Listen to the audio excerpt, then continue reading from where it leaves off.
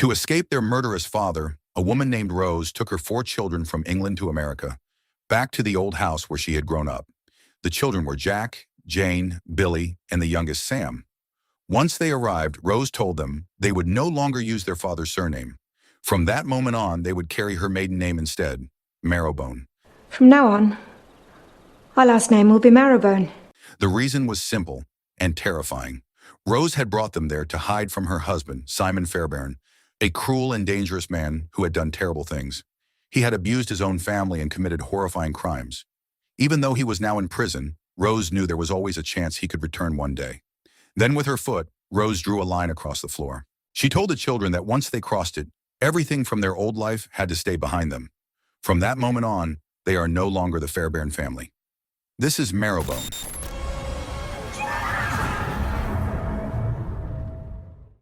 The house stood in a lonely, isolated place, far from everyone else. For a while, life there felt peaceful. The children played freely and slowly began to leave their fear behind. One day, while exploring the woods near the beach, they found a strange cliff full of holes. There they met a girl named Allie, who lived on a nearby farm and loved spending time at that spot. From then on, the 4 siblings had a new friend. They spent time together by the sea, laughing and enjoying a rare sense of freedom. Before heading home that day, Allie took a picture of Jack and his siblings with the beach behind them. From that point on, she became like part of the family. But that happiness did not last for long. Rose's health began to fail, worn down by exhaustion and hardship. Day by day, she grew weaker. Realizing she did not have much time left, she made Jack promise to keep her death a secret. If anyone found out before he turned 21, social services would take the younger children away and split them up. Before she died, Rose handed Jack a metal box filled with 10,000 pounds, money taken from one of Simon's robberies. Jack was stunned that she had hidden it all that time. But before he could ask anything else, Rose quietly passed away in her bed. In the letter she left behind, she gave each of her children one final message. She asked Jane to become a mother figure and look after little Sam. She reminded Billy not to let anger overcome the kindness in his heart, and she made Jack promise that no matter what happened, he would protect the others. Standing beside their mother's bed, the 4 siblings made a vow. No matter what, they would remain one. Later, Jack buried Rose in the garden behind the house. He placed 4 stones on her grave, one for each of them, as if they were staying by her side every night. After that, he began marking the days in his journal, counting down until his 21st birthday. For a while, they managed to keep going. But that fragile peace was suddenly shattered. One day, while Jane was arranging flowers in her room, a gunshot rang out from outside. A bullet tore through the glass. Looking through the hole, she saw the one person they feared most, their father, standing in the distance. Jane was terrified and called out for Jack. And from that moment on, only Jack and Jane knew what had really happened that day. The next 6 months passed in silence. Jack now carried a scar across his forehead, a reminder of what had happened before. Only a few weeks remained until his 21st birthday. Still, something about the old house began to feel different, almost unsettling. Sam often stared at the mirror near the attic stairs. Whenever he did, he claimed he could hear faint moaning sounds coming from somewhere above.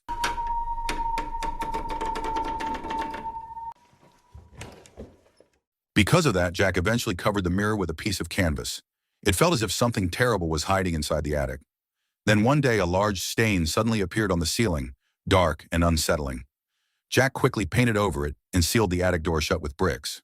But even after that, every time he went near the attic, a sharp headache would strike him. To avoid any problems, Jack started locking his siblings inside the house whenever he left to buy supplies. While he was away, Sam and Jane would spread out a map and try to guess where Jack might be on his journey. The small town nearby had very few residents, and most of them still remembered their mother. Every week, Jack brought Jane's homemade bread to the grocery store and traded it for daily necessities. The townspeople often asked about Rose, still believing she was alive and resting at home. After finishing his errands, Jack would stop by the town library, where Allie worked as a librarian. Over the past 6 months, the two of them had quietly started a relationship. They met once a week at the library, though Jack still kept the truth about his mother's death from her. Allie had never even visited his house. Every time she suggested it, Jack would explain that his mother was very sick and needed complete rest. One day, a wealthy lawyer named Tom Parker arrived at the library. Tom also seemed interested in Allie and even brought her a rare book as a gift. When he noticed Jack there, he casually mentioned something important. He reminded Jack that Rose needed to prepare $200 for the paperwork required to finalize the inheritance of the house. Tom planned to visit their home the following afternoon. Hearing that, Jack immediately panicked.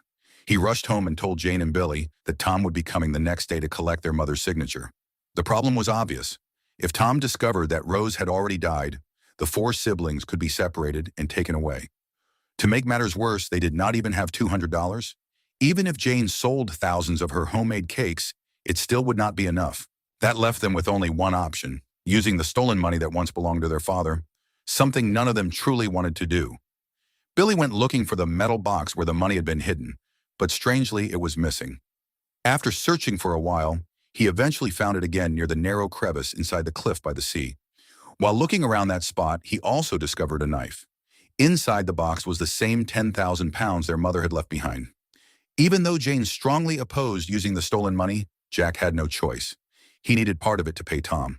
So they began preparing for his visit.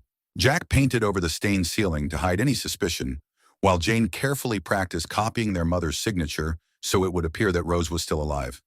Jack even took out their mother's clothes and hung them outside to dry, hoping it would make the house look normal. Together, the siblings cleaned up the place as best they could and prepared a small welcome for Tom's arrival the next day. The next day, when Tom arrived at the house, Jack welcomed him right away and handed over the $200. He explained that his mother was very ill and unable to leave her bed. Because of that, Jack asked if he could take the inheritance papers inside for her to sign and return them afterward. According to Jack, Rose felt embarrassed about her condition and did not want anyone to see her like that. As soon as Tom agreed, Jack quickly passed the documents to Jane so she could imitate their mother's signature. While waiting, Tom wandered around the house. He noticed the vines growing wildly outside, signs that the place had not been properly maintained. Inside, he saw the cracked mirror on the staircase and the ceiling that had clearly been painted very recently. Eventually, Tom stopped in front of Rose's bedroom door. Realizing the danger, Jack quietly urged Jane to hurry with the signatures.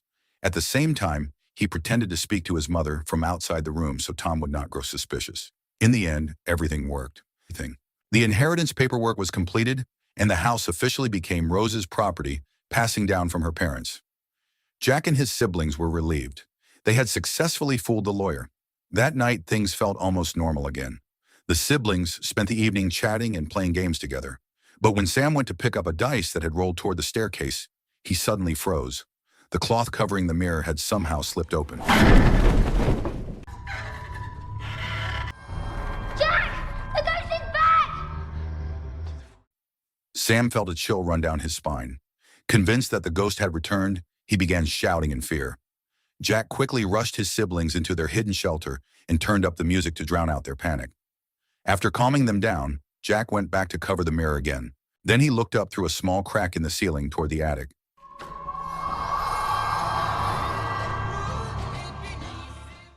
Something strange seemed to be there. Jack suddenly collapsed and lost consciousness for a moment.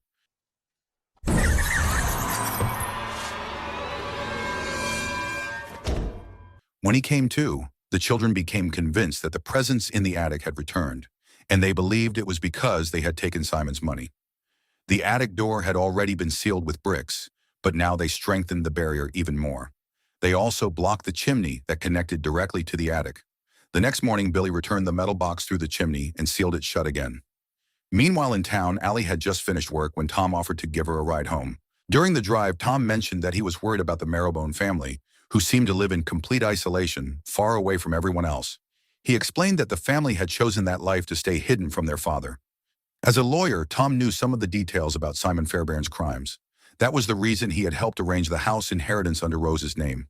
Hearing this surprised Allie. Jack had never really told her much about his father before. Back at the house, Jack tried to comfort Sam, who missed their mother and was growing tired of hiding inside the house for months. To cheer him up, Jack suggested something fun. Using a flashlight, they began sending Morse code signals toward the distance, chatting with Allie from afar. Allie was delighted when she realized Sam was joining the conversation that night. The next day, when Jack met Allie by the beach, she gently asked him about his father. Jack only revealed one thing. He said that Simon was a monster and that the things he had done were too terrible to talk about. According to Jack, his father was already dead and could never hurt them again. After that, the two spent some quiet time together by the shore. Not far away, Tom watched them from a distance. When Jack returned home that day, Billy immediately noticed something. There was a faint smell of perfume on him, which meant only one thing. Jack had been meeting Allie again. Billy was furious. The rule they had all agreed on was clear. No one was supposed to leave the house unless it was absolutely necessary. That was why Jack had been secretly meeting Allie only when he went to town to deliver bread to the store. Jane and Sam did not really mind. They understood that Jack and Allie had fallen in love. But Billy saw things differently. To him, this was dangerous. Allie was still an outsider, and trusting anyone outside the family could expose them. On top of that, Billy felt it was unfair. Jack was the only one who got to leave the house and breathe fresh air every week, while the rest of them remained trapped inside. The argument quickly escalated. Later, Jack tried to calm himself by soaking in the bathtub. Not long after, Jane came to speak with him and gently reminded him not to be too harsh on Billy. Meanwhile, something else was happening in the house. Sam, who had always been forbidden from entering their mother's bedroom, finally gave in to his curiosity. He secretly took the key that Jack had hidden and unlocked the door. Inside the room, Sam was overwhelmed with emotion. Missing his mother terribly, he picked up one of Rose's dresses and held it close, trying to remember her scent. He even turned on the music player that used to belong to her. But then he noticed something unsettling. There was a bullet hole in the window. At the same time, strange sounds seemed to be coming from the attic above. Suddenly, the cloth covering the wardrobe mirror slipped and fell.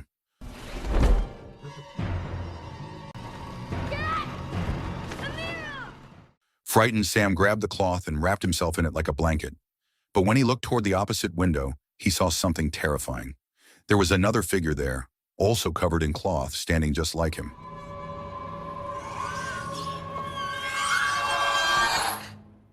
Not long after, Jane and Billy rushed to tell Jack that Sam had gone into their mother's room and seen something frightening.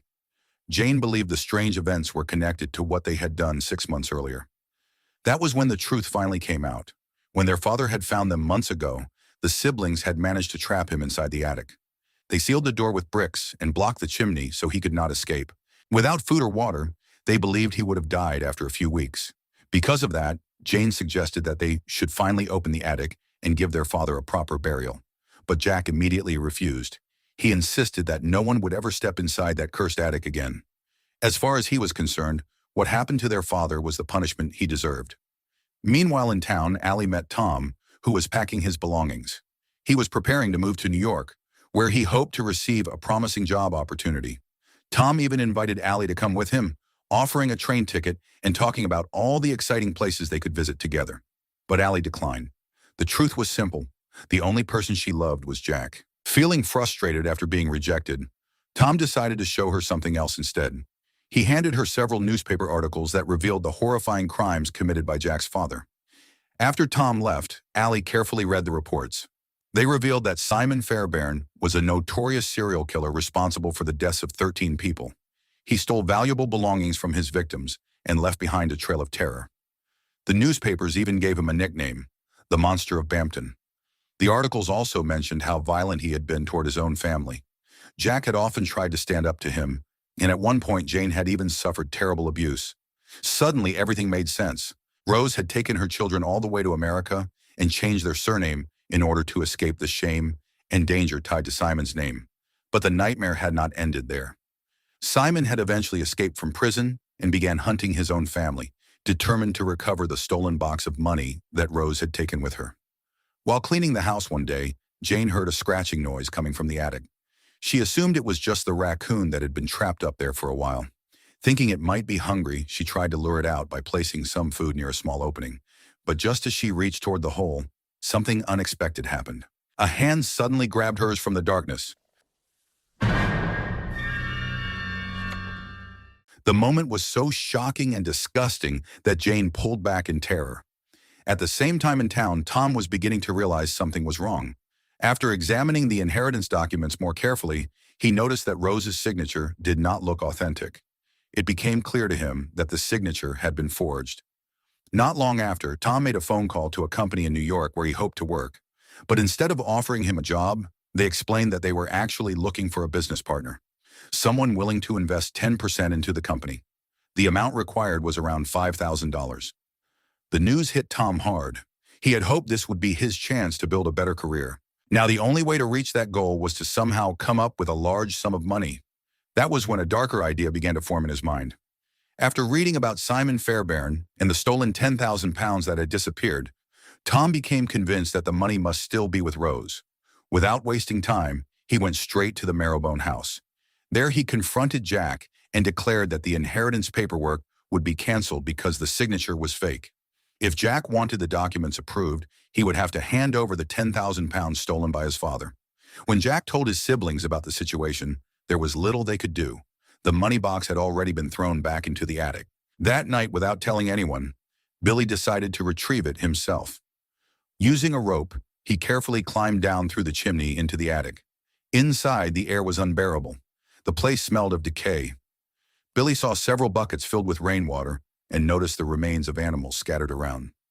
One of them was the raccoon, torn apart and rotting. Using the light from a small match, Billy searched the dark space until he finally found the metal box. But just as he prepared to climb back up, something moved in the darkness. A figure suddenly appeared.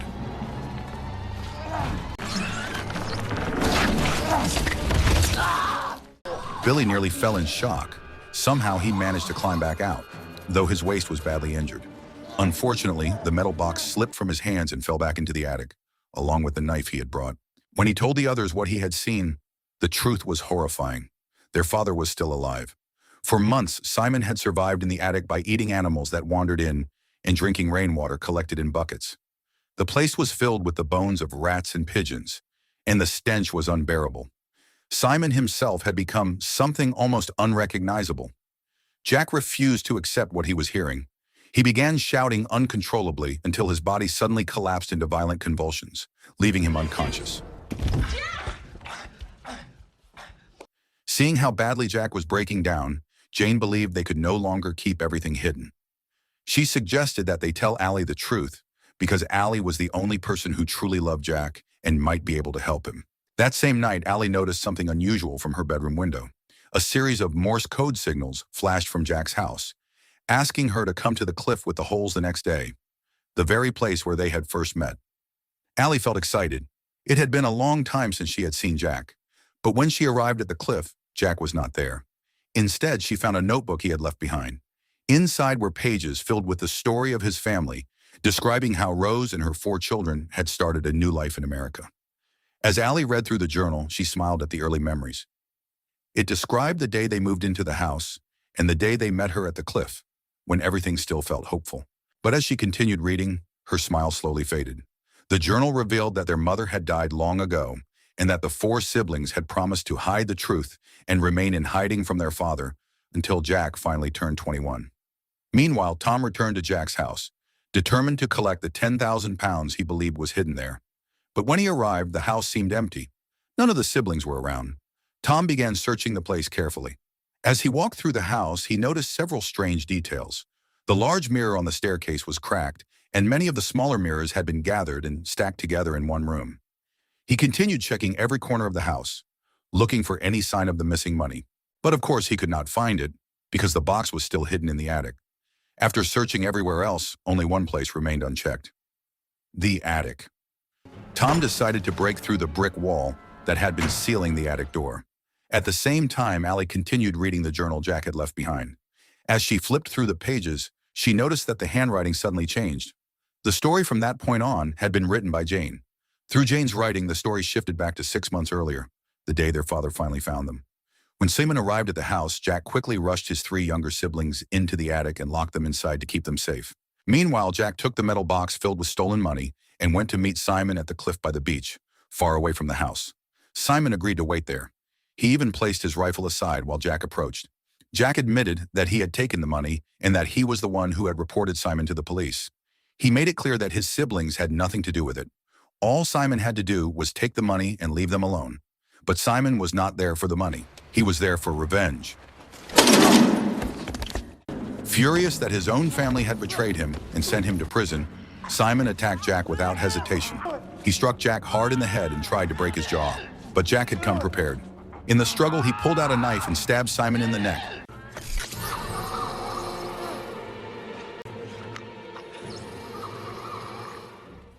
Damaging his vocal cords, Jack ran as fast as he could toward the top of the cliff, but Simon managed to catch up with him and threw him over the edge.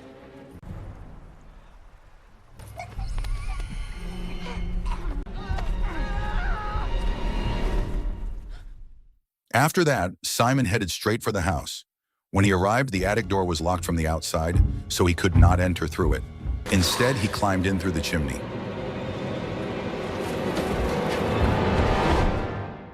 From this point, the story splits into two different timelines, the past and the present.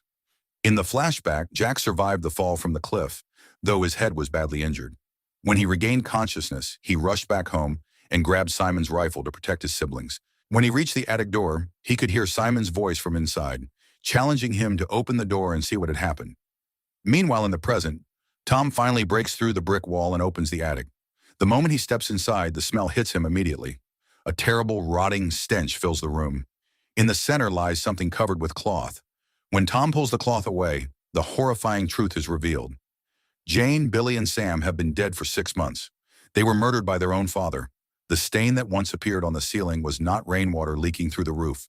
It was their blood, long dried. Back in the past, when Jack discovered that his siblings had been killed, his mind could not handle the shock. Overwhelmed with guilt, he carried 3 dolls and treated them as if they were his siblings, apologizing again and again for failing to protect them. At one point, Jack even considered ending his own life so he could join them. But before he could pull the trigger, music suddenly began playing from their hidden shelter.